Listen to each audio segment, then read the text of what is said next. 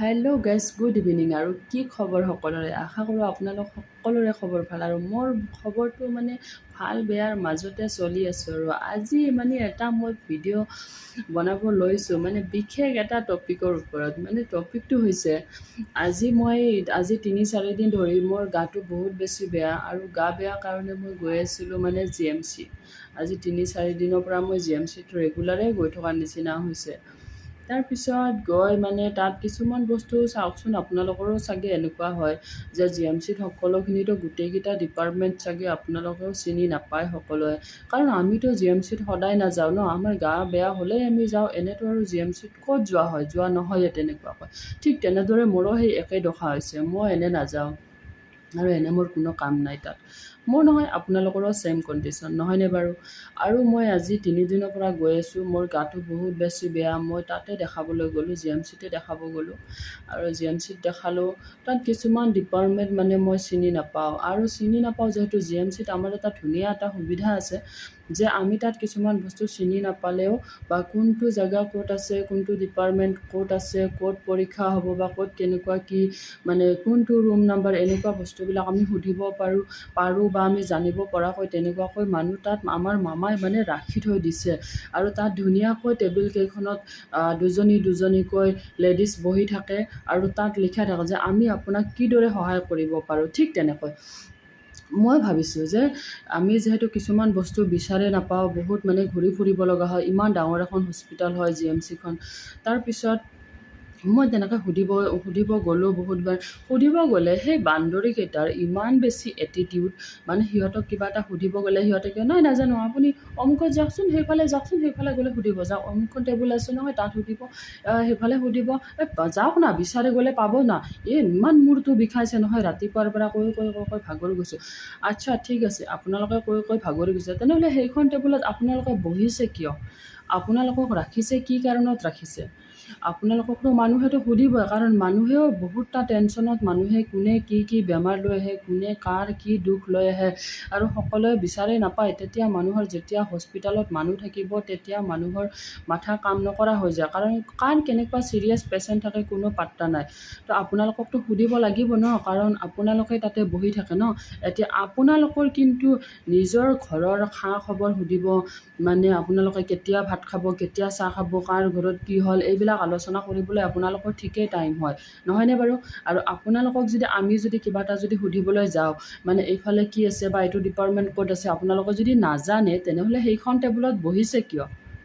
সেইখন টেবুলত আপুনি বহিব নালাগে, কাৰণ তাত লিখা আছে যে আমি আপোনাক কিদৰে সহায় কৰিব পাৰোঁ। আৰু আপুনি যদি সহায়ে কৰিব নোৱাৰে, আপোনাক যদি সুধিলেই মূৰ গৰম হয়, আপোনাক যদি সুধিলে আপুনি বেয়া পায়, তেনেহ'লে সেইখন চকীত আপুনি বহিবই নালাগে। আৰু সেইখন চকীত আপুনি কি এনে বহি আছে নেকি? আপুনি এটা চৰকাৰী চাকৰি কৰি আছে, আপুনি মাহত তাৰ বিনিময়ত আপুনি দৰমহা লৈ আছে, আপোনাক দৰমহা দি ৰাখিছে চৰকাৰখনে, আপোনাক আমাৰ সেৱাৰ কাৰণে ৰাখিছে তাত। আপোনাক তাত বহি ঘৰৰ কথা পাতিব, আপোনাক ভাত খোৱাৰ টাইম চাব, আপোনাক চাহ খোৱাৰ টাইম চাব, তাত বহাই ৰখা নাইতো। আপোনাৰ টাইমততো আপুনি লাঞ্চত যাবই, আপোনাৰ টাইমত আপুনি চাহ খাবই। আপুনি যিটোহে তাতে বহি লৈ একদম চাহৰ টোপোলাটো লৈ একদম মানে বহি যাব। তো তেনেকুৱাৰ কাৰণে আপোনাক ৰখা নাইতো। আপুনি এনি টাইম ফোনটোতে লাগি থাকিব, মানুহে আহিলে আপুনি এবাৰ দুবাৰত কোনো কুৱেশ্যনৰ এনচাৰে নিদিব। কিয়? আপোনালোকক মানে সেইকাৰণত ৰাখিছে নেকি চৰকাৰখনে? আপোনালোকক সেইকাৰণে ইমান দৰমহা দি মাত্ৰ ৰাখিছে নেকি চৰকাৰখনে?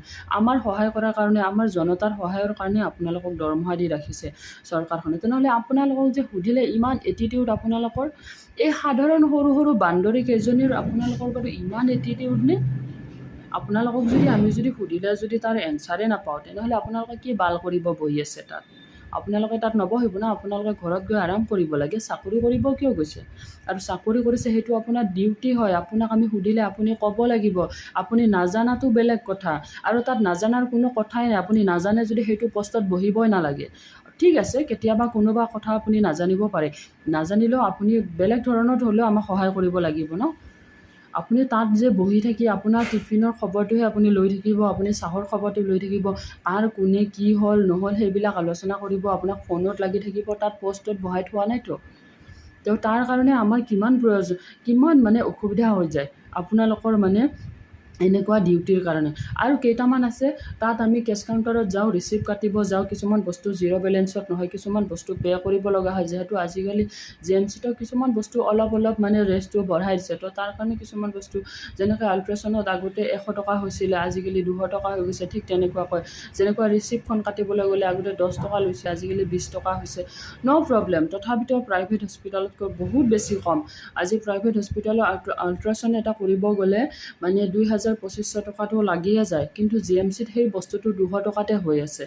আৰু GMCত তাৰ কাৰণে মানুহে যায়, কাৰণ মধ্যবিত্তৰ মানুহবিলাকে বেছিকৈ যায়, আৰু GMCত যিমানখিনি সা সুবিধা আছে তো তাৰ সেইটো আশা কৰিয়ে মানুহে তাত যায়। আৰু আপোনালোকক কি কাৰণত ৰাখিছে?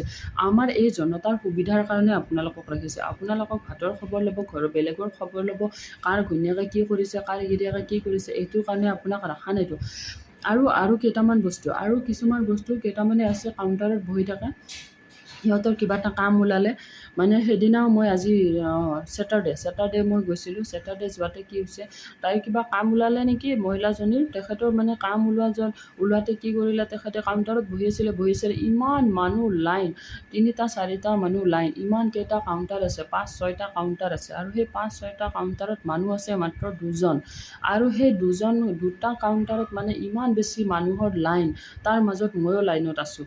আৰু সেই লাইনত থকাৰ পিছত তেখেতৰ কিবা কাম আহি গ'ল, লগ কি কৰিলে, কাউণ্টাৰ বন্ধ কৰি দিলে, তেখেতে ওলাই গুচি গ'ল। আৰে বাইদেউ, আপোনাৰ সেই অকল এটিটিউডটো আপুনি ধৰি ৰাখিলে নহ'ব নহয়। মানুহে ইমান জৰুৰী বস্তু এটাৰ কাৰণে ইমান লাইন হৈ আছে, এই গেলা গৰমত কোনো লাইন পাতি থাকিব, কোনো ফূৰ্তিতে নাথাকেতো। আপোনালোকৰ সুবিধা অনুযায়ীহে যে আপোনালোকে আমাৰ কাম কৰিব, তেনেকুৱা কথা নহয়। আপোনালোকে ইমান চেলাৰী পাই আছে, চৰকাৰে আপোনালোকক ইমান দৰমহা দি আছে, তো কি কাৰণত আপোনালোকক দৰমহা দি আছে? আপোনালোকৰ সুবিধা অনুযায়ীহে আপোনালোকে মানে মানুহক সেৱা কৰিব, নহয়নে? আপোনালোকে কম্পিউটাৰটোৰ আগত বহি ল'লে আৰু বেলেগৰ কথা একো বুজিয়ে নাপায় নেকি? আপোনালোকে এনেকুৱা এইবিলাক বস্তু আপোনালোকে এৰি দিয়ক। সঁচাকৈ চৰকাৰী হস্পিটেলত মানুহে যে নাযায়, বহুত দুখীয়া মানুহ হ'লেও চৰকাৰী হস্পিটেল